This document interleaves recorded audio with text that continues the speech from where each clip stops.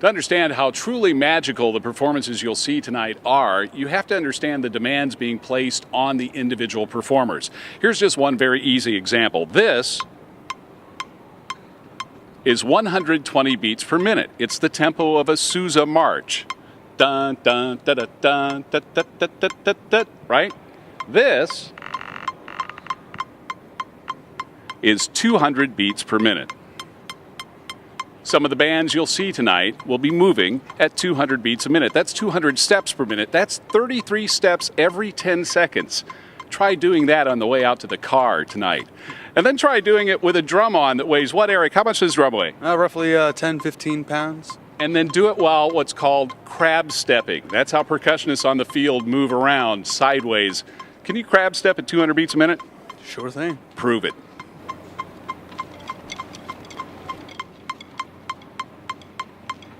Some of the magic you might miss tonight happens up close in the front ensemble, the pit. I mean, for one thing, they're playing complicated passages using 4 mallets. You knew that already.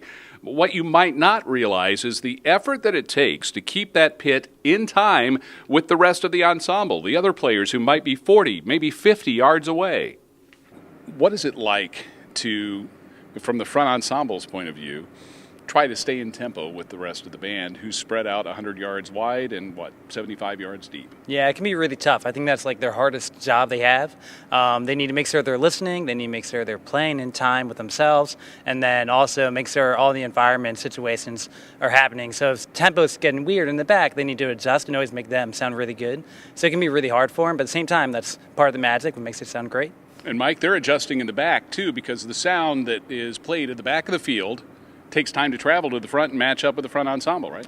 Yeah, I think with any good band, you take the time to go through and define those responsibilities for those performers in the field, wherever they are on the field, whether they're on the back hash or they're on the side 120 or whatever. I think, sometimes it's watching the drum major, sometimes it's listening to what's behind them, sometimes it's watching the drum major and counting ahead of what they see. It can be a myriad of things.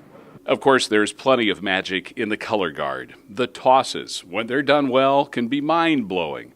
The rifles, for instance, they weigh 3 or 4 pounds. A top-tier rifle performer can toss high enough to rotate that rifle 360 degrees 6, 7, or 8 times. So watch for that.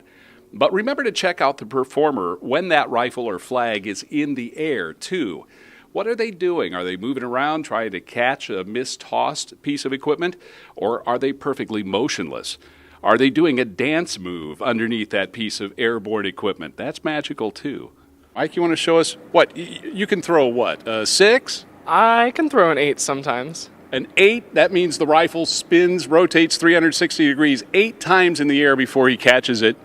Let's see if he can do it. That's it right there. Yeah. So if we're watching style from Westchester University, for instance, leg style, what does that look like? We use a straight leg technique, so we lead with the heel and we keep the toes up and we try to achieve a straight, long leg the whole time. So every band you'll see tonight has a slightly different variation on that leg style, but here's one style. Can you show us? Yeah.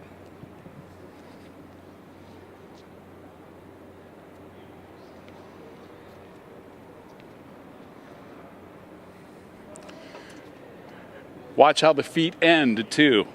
Uniformity, that's the key.